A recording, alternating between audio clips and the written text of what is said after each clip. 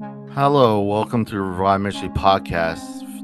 This is still February, and we're still on the topic of building on our connections. My wife has this ridiculous calendar that has every week, every day has a lesser known day, and actually, when this actually uploads, I have to confirm it, but I believe it's Umbrella Day, which means absolutely nothing. I don't know if it's international or national. But it's kind of funny when we think about. I was thinking with one of my friends of the song "Raindrops Will Fall on My Head," but it doesn't bother me. It's such an old classic song, but it reminds us that how we reframe and how we see things, especially our connections, can be vital. Today we have a new guest, and I want to say welcome, Tim Kellis. Am I saying that right? Kellis is You last name. certainly are, Robert. Thank you very much. I really appreciate you giving me the time to come here and show up on your podcast. No problem.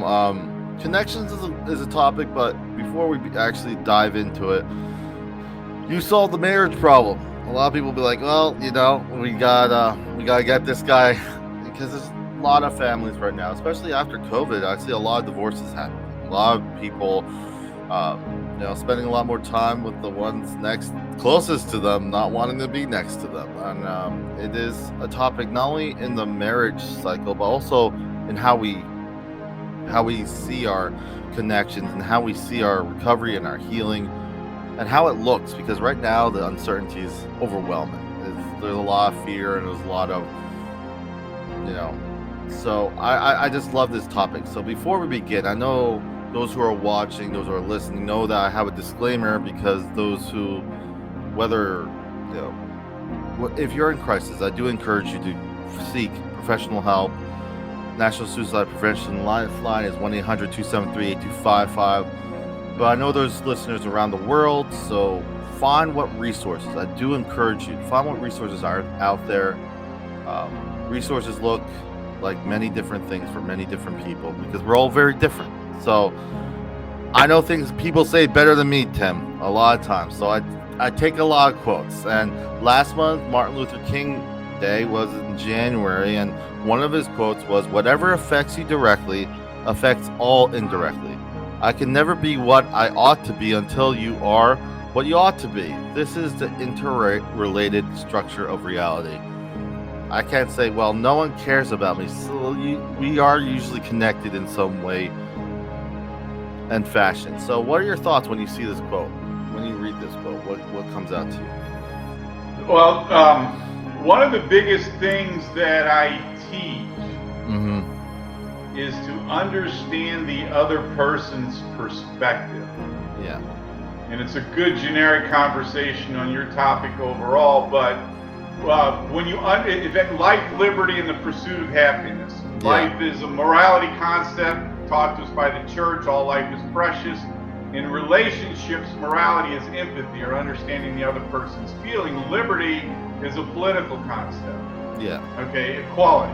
And Yeah. when it comes to relationships, equality is respect, or understanding the other person's thoughts.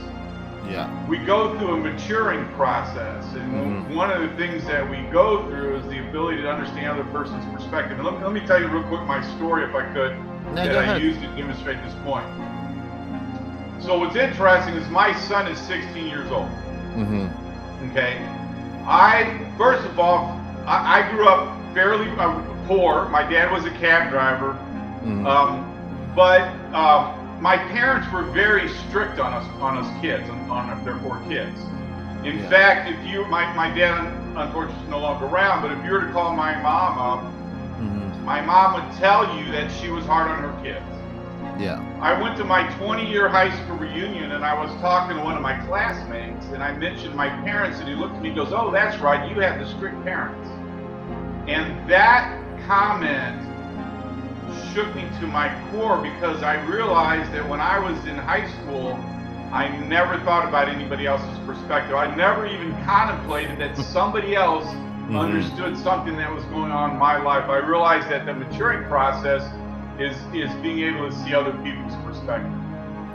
Yeah, and I remember just there's always this kind of concept that if I numb my feelings, then I'm resilient. The resilience is not numbing. Resilience is actually feeling all the feelings and actually still doing it.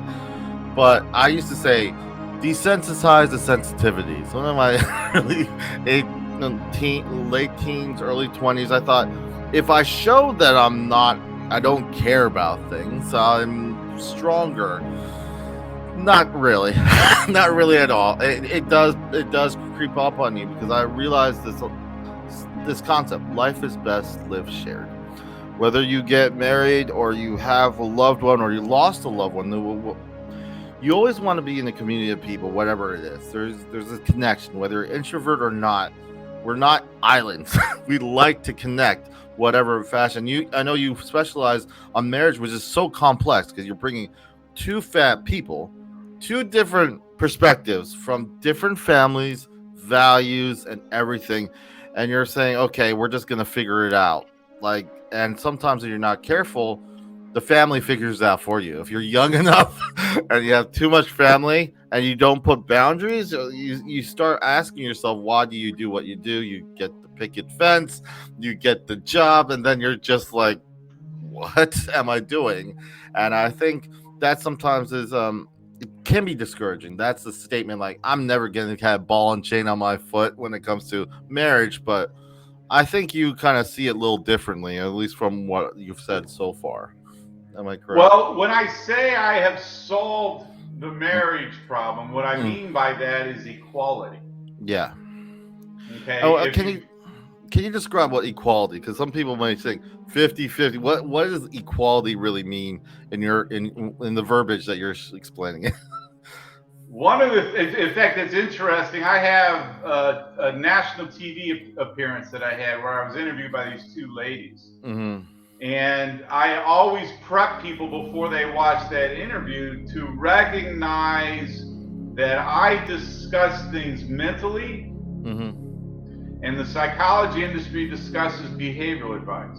Yeah. In fact, one of the ladies in this interview is a trained licensed therapist, and she actually says, you're not giving behavioral advice. So that's a big problem in our cultures. Yeah. Our professionals are giving us behavioral guidance, which isn't what you're supposed to. You're supposed to be addressing marriages mentally and psychologically, but because of the background of the industry, they haven't yet advanced to the mental steps yet. They're still in the behavioral advice. And so that's, you do the dishes half the time and your spouse does the dishes half the time. That's behavioral quality. Yeah. That's not what I'm talking about. The way I describe it, Robert, say you and I were going to business together. Yeah. Okay. I'm the accountant. Do you want to buy a $5,000 computer and we can't afford it? Yeah. Okay. That is a problem that you have to solve. And how we solve this, because you and I are business associates. We're not in a romantic relationship because we're business associates. There's not the emotional component to it. So you understand my perspective. I understand your perspective. It's a pretty straightforward conversation. And we figure out how to come up with this problem that we have. You want to buy a computer we can't afford. So how do we solve that problem? And that is the way you're supposed to approach it. Okay, but what is obviously a significant part of relationships are arguments. And so what I'm doing is I'm basically eliminating arguments by eliminating control in relationships. And in fact, what's so great about your platform is in the more generic staying connected. If you can be connected with your spouse, it's so much easier. In fact, it's worlds easier to be connected with our friends, our family, and all that other stuff. But I will tell you, as regards to your question, the only reason why I could say I have solved the marriage problem is because I forgave my parents when I was 25 years old. It turns out the biggest influence in a marriage is what you just said, is the family, or just to be more specific, the parents. Yeah, man. No, go ahead. I was just going to say, because that's where you get the belief system. Yeah, and it's just like right here, it's like we often model our relationship on our experience with those closest to us. One, either our childhood or adult. But the problem with that, not everyone has a good model to reflect on, and that's the sad truth of it all. And I don't have kids, but I think it's it's the with parenting, I would say it's the shoelace dilemma. That's what people tell me. The shoelace dilemma that I coined it is you have a kid and he's learning to use the shoelace. You either do it for him or you let him do it, but then you're going to be like 15, 20 minutes late. Sometimes we get hung up on that, but I know it's not the same when we talk about our experiences when we look at our parents, but we look at things, we look at our parents as models of what relationships should be and how they are. And if they're a broken family, it kind of shifts that, and you try to fill in with what the best. And I like what you said, because if it's just purely behavioral, and I work in the mental health field myself personally, but if it's just behavioral, if you're just addressing the actions, like you do the dishes and I do the dishes, it's still what do you call it, exchange of services. It's like I do this. It's kind of this contract agreement where it doesn't really fit. That's where you get into problems. Yeah, because that's where you get into problems. Because are you familiar with the concept of quid pro quo? Yeah. Okay, so for people watching this, it is actually the foundation of the legal system. Mm-hmm. What quid pro quo literally means is this for that. You have got to have an exchange of goods and services in order for a contract to be executed. So, for example, the way I discuss this is, I know Steve Jobs, and I also believe that Mark Zuckerberg get paid $1 a year. Mm-hmm. Do you know why they get paid $1 a year? Because quid pro quo, they have to be paid. They have to have something. Yeah. Something, exactly. They cannot get paid zero. Yeah. Obviously, they're not doing it for the money. They don't need the money, but there has got to be an exchange. That is the way businesses transact. Yeah. That is the mistake in relationships. If relationships are transactional, that's conditional love. Yeah, and I feel it's not realistic or sustainable long term, because life continues to change. And I come back from work, I'm tired, I don't notice everything, and things home might be totally different that I'm not aware of. Transactionally, it will for me, I could see it fall apart. I do like what you're mentioning, because when we're able to just when I think about it, it comes to the connection part of the thing. Connection. What does the connecting mean? How we describe connecting? A lot of times we say, I'm connecting with you, I'm talking to you, but are we communicating? And that's another word that we throw in there, but we don't really do well, especially now with all the platforms there are. We don't communicate. Sometimes we just talk, and we hear someone talking, we're waiting to tell them what we want to say that they were talking about without even listening what they're talking about. Well, right. There's this one word, Ubuntu, from South Africa. It says, I find my worth in you and you find my worth in me. It's that I'm in the same boat as you, whether it's a close marriage, whatever. It's not that we have our strengths and our weaknesses. When you have it all on the table, I think I do like that, because it provides room for growth. If everything is transactional, some days will be hard, and I'm like, I can't. And then your spouse or someone you have that communication, I feel, can and will make, at least from my experience and what I've seen, make that relationship stronger. Not because the transactions are accurate or like they're equal, because they're being heard. The people are being heard each other, and then they could get to this word Ubuntu and actually mean something, as opposed to, well, she did this to me for me, and then I did that to me. I feel, at least when I hear that, I don't know about you, it feels jarring, because I don't like how relationships, business, it makes sense. I have a contract, but when it comes to relationships, it doesn't work that way, at least for my. Well, please understand, a balanced ego. Mm-hmm. This is the goal. This is what we're all trying to figure out. A balanced ego is not when you're better than anybody else. It's when you're better than you used to be. Yeah. Okay, and what that means in more of a spiritual context is that life is about improvement. Yeah. Okay, now you think about that in terms of a partnership. Yeah. Okay, if you think about, because remember, that's the goal. The goal is for couples to learn how to come together as a partnership. And what a partnership literally means is I have my skill set, my partner has her skill sets. Yeah. And I submit to her skill sets and she submits to my skill sets. And when we come together, we're building something. We're building a marriage. Yeah.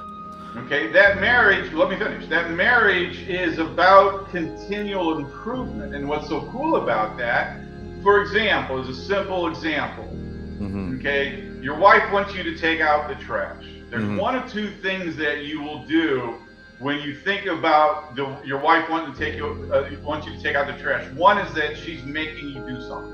Mm-hmm. The second is the trash has to go out. Exactly. Simple. Yeah. The trash has to go out. We're improving our house. If I do it, I'm helping my wife out. Why? This is a partnership. This is the whole point. And that, it does mean that people need to learn to ask questions, because with control being the issue in relationships, most people are telling their partner, and it's the way things are done versus the things themselves that differentiates between success and failure. And most people haven't even learned this real simple, hey honey, can you do this for me? As opposed to go take the trash out. I mean, this is the way that you present things. But again, when it's a partnership, that's why I love the partnership analogy. Again, you and I are in business together. You do what you're good at. You're going to come back and say, hey, Tim, just so you know, I went and took care of this. Is that's your skill set? And I'll be like, guess what? I don't have to do. This is us as a partnership. Think about a marriage from that perspective as well, where your spouse is doing what they're good at, you're doing what you're good at, you appreciate each other, and you're benefiting the partnership when you're helping each other out. And that's when it gets to be unconditional. That's when you're doing it because you know it's supposed to get done. You have to take the trash out. I love how it seems very simple, but a lot of us get hung up on, she didn't, we don't have those questions that we ask. We don't have those communications, so we hold on to the bitterness. Maybe she didn't ask me how my day or say something, and then we hold on to it, and then we're like, and then she's asking me, how can she ask me to take the trash out when this and that? And you hear that kind of verbiage, but I like how you say, we want to be better. I work with a lot of clients, and sometimes at the very least I say, don't worry about the whole picture. Think about how you could be better today. That's it. And for me, reflecting on some things that you want to improve is one thing. Another thing is living there. I'm a church leader, and I know if the best moments in church is 20 years ago, something's wrong. If your best moment in anything is 20 years ago, something's wrong. It's exciting because the things keep changing, but the idea that you're just trying to be better. And as a team, as a relationship, I feel this word comes out to me. It's in Spanish. Vacilando means traveling when the experience itself is more important than the destination. When you're actually honest with yourself. I'm horrible at this, but my wife is better. She's better at gift wrapping. I feel like I'm a blind mouse in a bag. That's how my skill set when it comes to gift wrapping. But my wife is amazing. So so for me, it's that acceptance. But I do love where this conversation is going, because we have to actually, at least when we think about connections, we have to look at where it came from. And I like how we started off when we talk about our father. I want to also, when we talk about our childhood and adulthood and how that. Well, can I add one more real important point? Yeah. Okay. Remember, the concept of development implies or conveys that the earlier you are in the development process, the less you're able to understand it. Yeah. When are you the youngest at birth? Who are your influence? Your parents. And because you have to add to the equation of the conversation that most of the lessons from our childhood were learned when we were children. Yeah. and we're not able to grasp it. Don't you find it interesting that when you ask someone as an adult about their childhood when their parents got divorced, the very first thing they'll say is, my parents got divorced when I was this years old. Not I did good in school, not I played sports. The defining moment of a child's childhood is how old that child was when their parents got divorced. Yeah.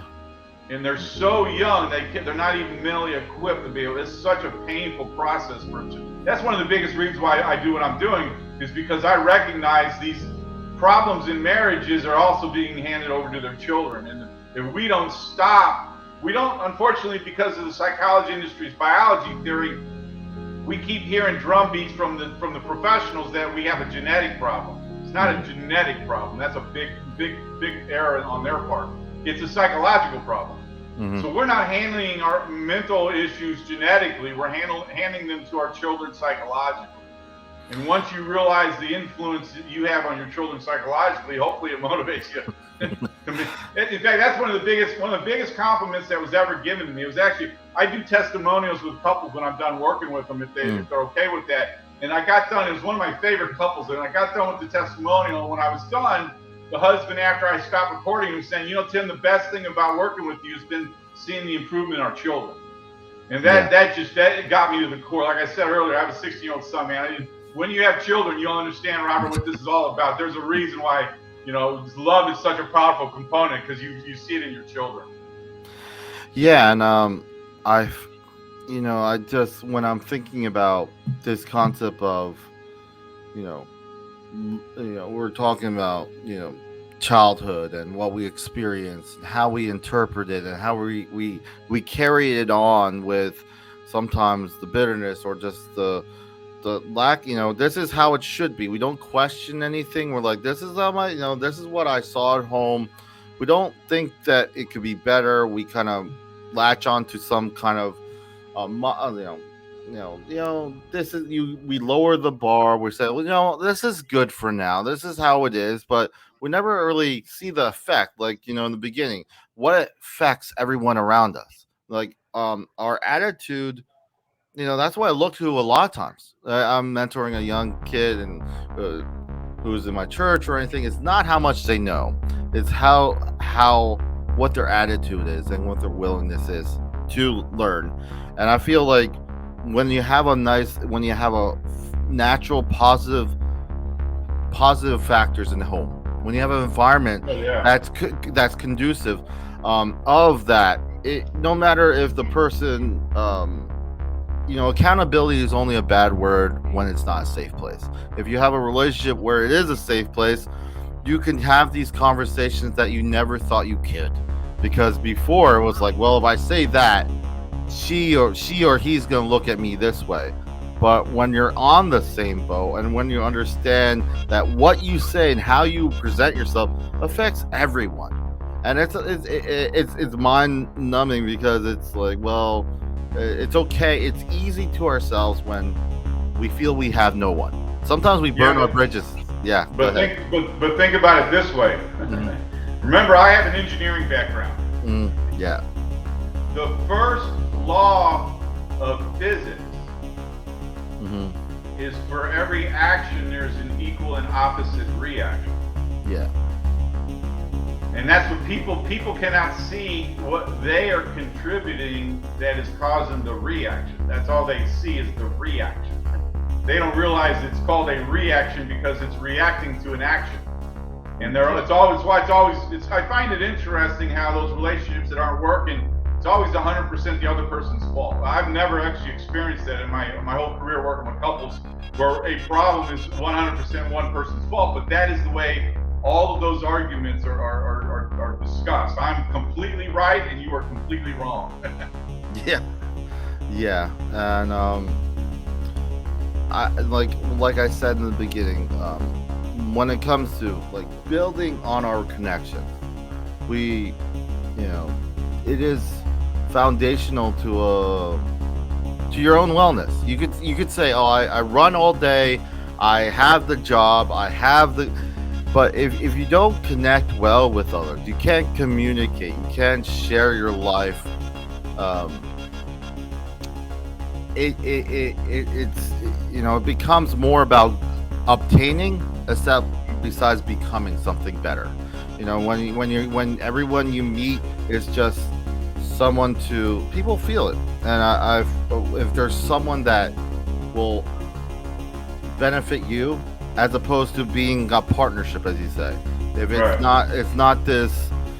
So I just love this topic because we could go on talking about it because it's so individualized to the person himself. I could say my perspective, but it means little to anyone else who has a very different history and how there is a foundation for that conversation. In fact, it's a foundation that I've discovered has been a work in progress for thousands of years. In fact, we've been working at it for so long that when I tell you what I'm about to discuss, you might snicker at how simple the concept is. But there's a concept called common sense, which provides the foundation for relationship. And common sense is nothing more than what a majority of people would agree to. Yeah. If I could take the subjectivity of the individual out of a relationship, I could solve almost every relationship problem. Actually, I could solve every relationship problem. And not only that, the solutions are very simple as well. Yeah. So as long as, because in fact, when you understand the way that the mind works, you realize that common sense has a significant influence on your mental perspective. Yeah. Okay, that's what I mean. I mean, if you go and rob a bank and you have a moral compass, what you realize is they repress their moral compass. But for the rest of us that has a moral compass, if we were going to rob a bank, we couldn't sleep with ourselves. We would be so stressed out and so anxious. In fact, listen to this one, Robert. I have answered a debate that has gone on for thousands of years. And that debate is God's will versus free will. And the answer to the question is I have the free will to believe in God's will. It's a combination of this. So, for example, if I do go and rob a bank, guess what happens to my free will? It gets taken away from me. As long as I obey the rules of society, as long as I do what I'm supposed to, I think about this every day. I'm driving around and doing stuff. As long as I'm going by the rules, I can do whatever the hell I want. It's when you go counter to common sense is that you create your own anxieties by doing that. And it's the same thing that the church has been trying to do for thousands of years to teach us to live moral lives. But we have a huge influence on us psychologically and unconsciously as well. And if we're doing what we're supposed to be doing, that's happiness, quite honestly. And that's what we're supposed to be figuring out. That's the question. How am I supposed to be doing whatever I'm doing? And those are the questions, particularly when you work as a partnership, that the two of you can come together and put two minds together. It's a lot easier to solve problems when you're working together. What you learn is to take on the world instead of each other. Yeah, and I feel sometimes just the words and the idea that some problems are big. Let's say like someone has a problem and they're working with their spouse, but you also have to look at the time frame that problem has exist, right?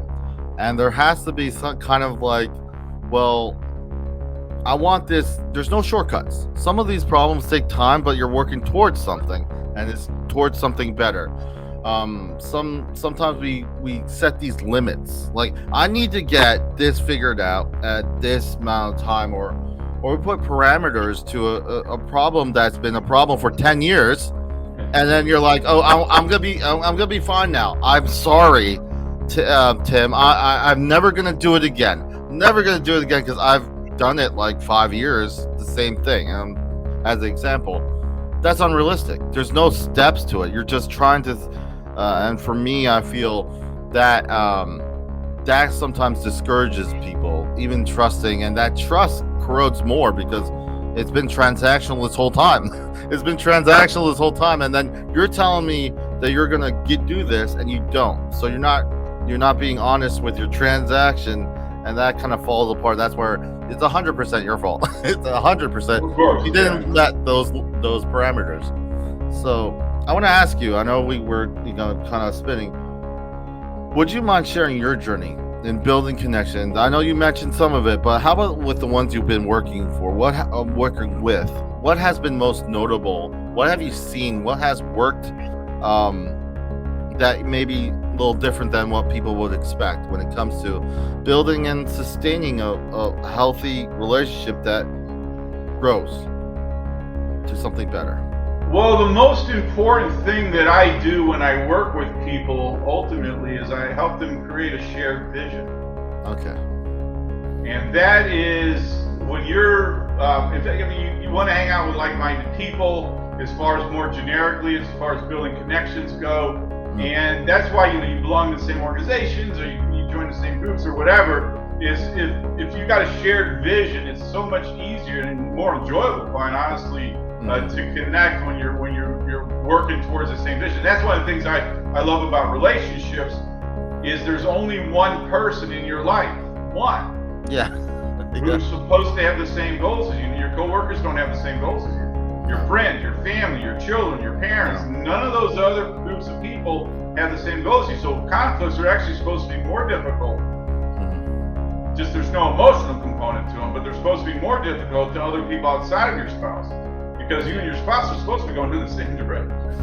Yeah, and that shared vision, I find it very interesting. When you work with let's say a married couple on a shared vision, does that take steps? Like how long? Like when you say vision, like how far off are the? Do you happily married? Yeah. That's all I say. Happily married. That's it. That's what. Don't you want to be happily married? Oh yeah. Yes. I have yet to have anybody answer me no to that question. And I hope I won't. Well, that's encouraging. But the reason I mentioned that, not because like, oh, did you have steps or anything? My thing is they're looking forward to something else. If it's there's hope. There's hope for something better. And I say this and people might be listening like, well, we're talking about marriage, why are you talking about a little bit of hope? Because I feel it does a lot of healing when you're just sitting there like stuck and you're so busy, you can't even think about anything, and you feel trapped. But it's something when you look and you're like, you know what? We're working together as a team. We're not there yet, but we're looking forward towards something. Happily married. And I feel having that goal in mind, I love that idea, because if you don't have a goal, you're just kind of, where are you? Sometimes we're so spontaneous, impulsive, Here's how I describe our culture of marriage today. Wisdom without a plan. Constitution without a name. Legislation without law. The mind of the multitude is left at random, and seeing no fixed object before them, they pursue such as fancy or opinion start. There's no such thing as treason, wherefore everyone thinks himself at liberty to act as he pleases. That is our culture of marriage today. There are no rules to the game. Because when you and I have conversations like this, Robert, this is the enlightenment that we are conveying to the people watching this. Because you got to figure out, you got to put some proactive effort into life in general. I mean, we all went to college. Many of us went to college. We went to high school. We got jobs. I mean, one of the things I realized here. Listen to this example. So you're driving down the road. And your car craps out on you in the middle of the road.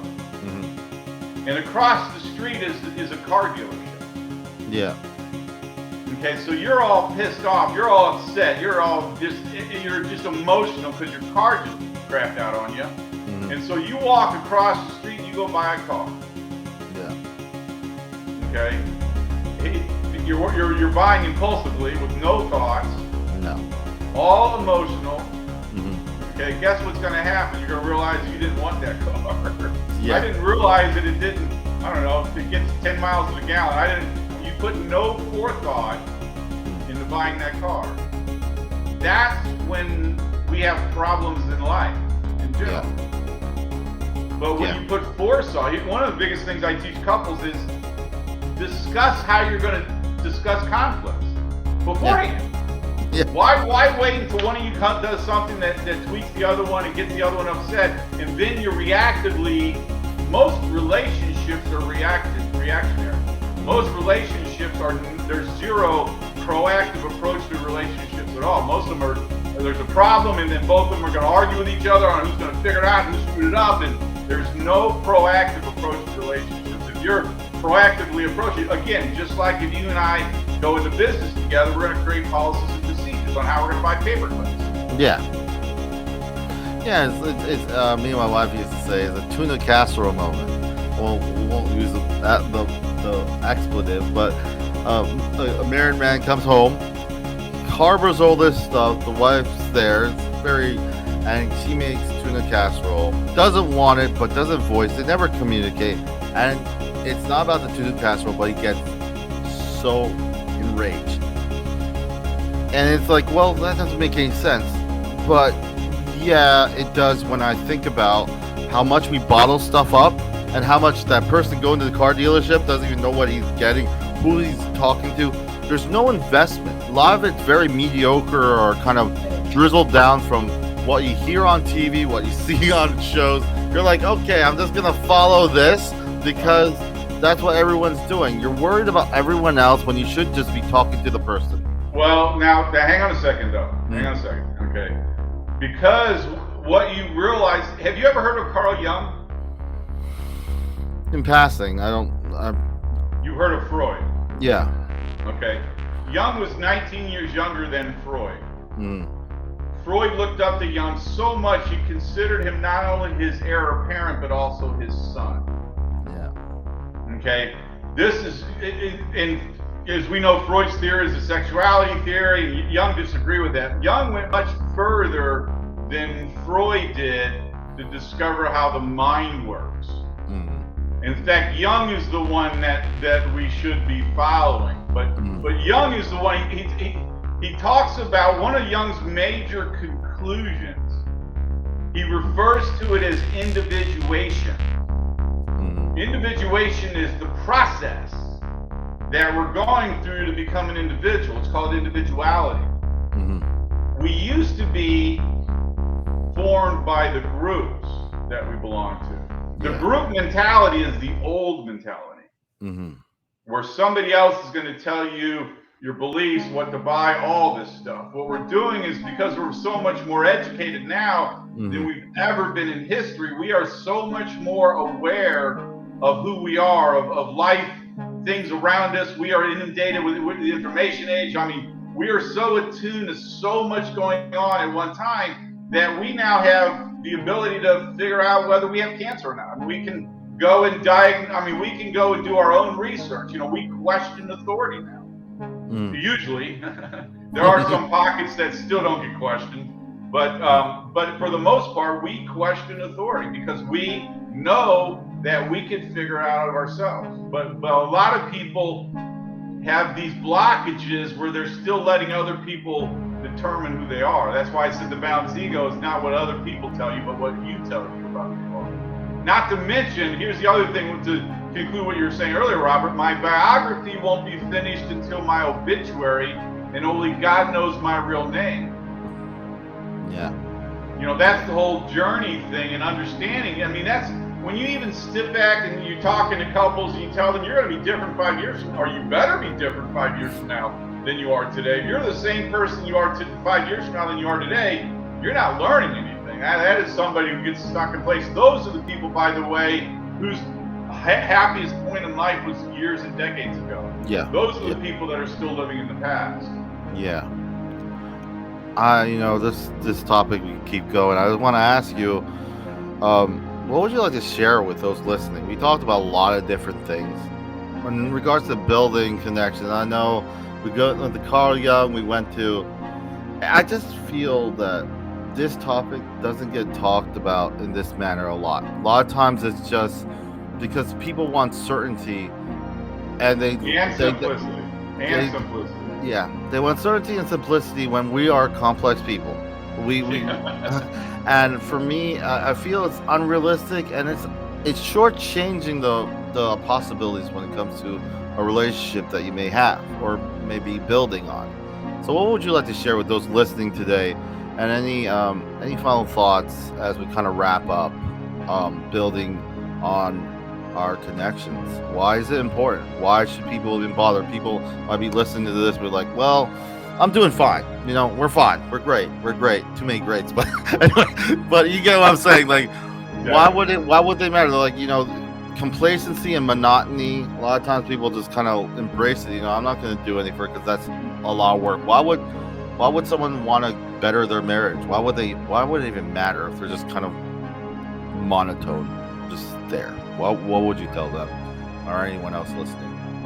So let me begin my response by saying I used to work on Wall Street. I don't know if I mentioned this. I was the first semiconductor analyst on Wall Street to focus on the communications market. So I'm very analytical. I started in 1993 with $7,000 invested in the stock market. By January of 2000, it was $12.5 million. My dad was a cab driver, and in January of 2000, I was worth $12.5 million. And I lost almost all of that in 6 months. It took me 7 years to build up, 6 months to lose it. And what that lesson for me, I play the what if game with myself every day. What if I would have sold? What if my life would have been, I would be worth $100 million today, at least, if I had sold in January 2000.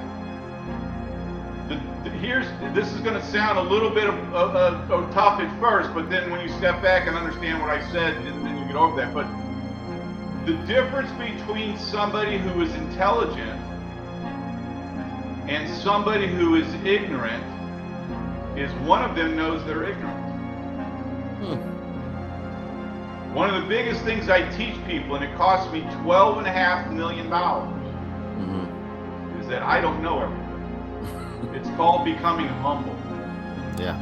If people could be humble in life in general, it's the person that knows everything that is the one that's trying. I mean, they're suffering from deep-seated insecurities, low self-esteem. All that. That's why they have to talk. You hear themselves talk.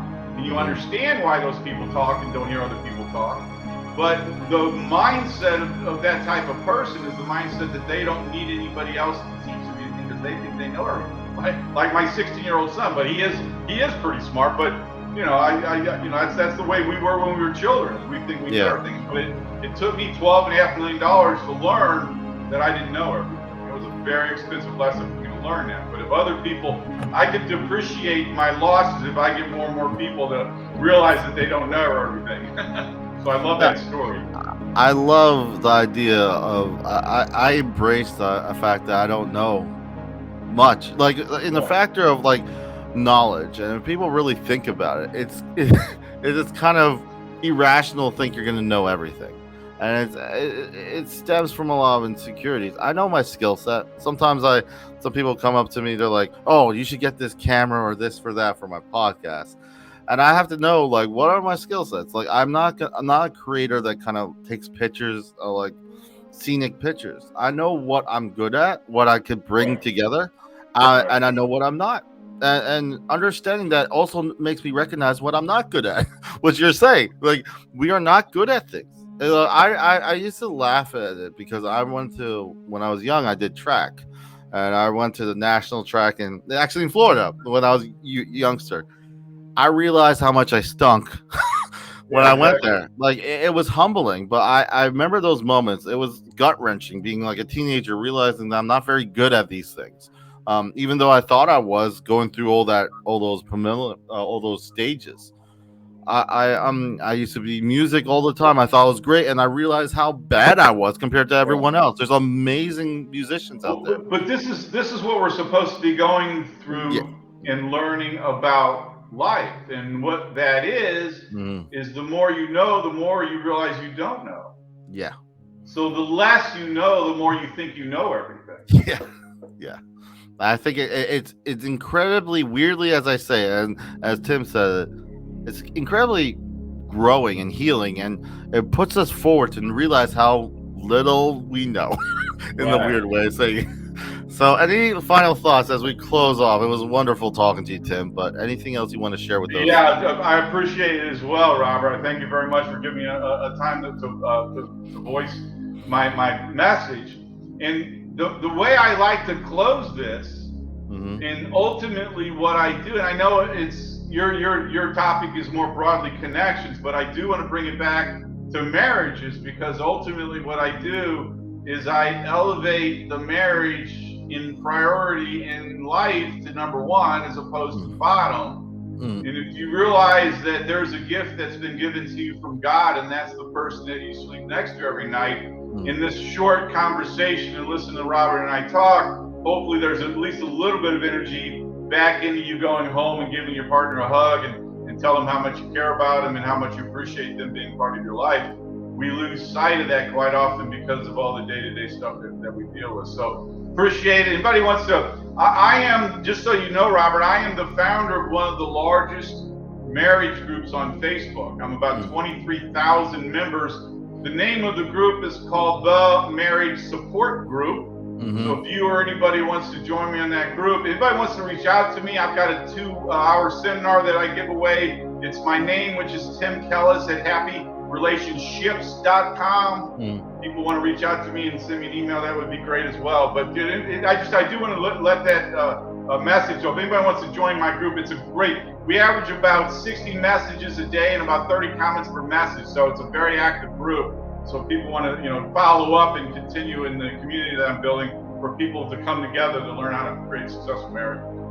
That's wonderful. And all that will be in the notes. I'll get that from you, Tim.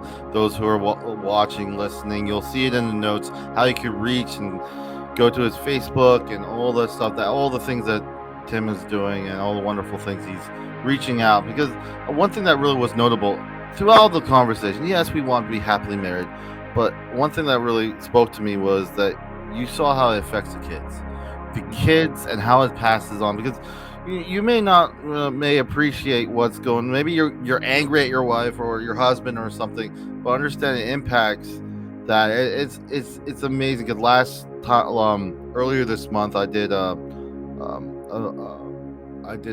episode with a person who February 4th is World Cancer Day.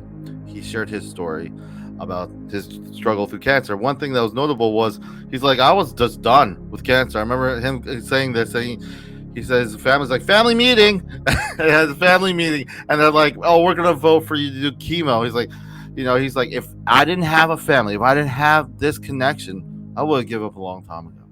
So I would say, do not shortchange the influence and impact you have. You may not feel it right now, but like I said, just being better, having a goal, that's a wonderful, wonderful thing that I feel.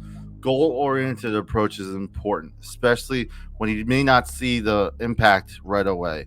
Thank you, Tim, so much for being willing to share today. Like I said, everyone listening, all the notes, everything that Tim's involved with will be in the notes.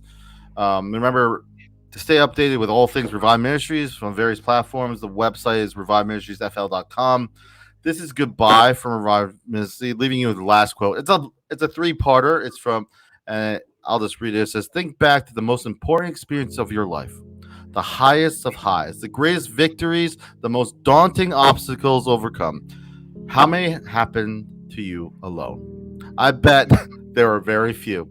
When you understand that being connected to others is one of life's greatest joys, you realize that life best comes when you initiate and invest in a solid relationship.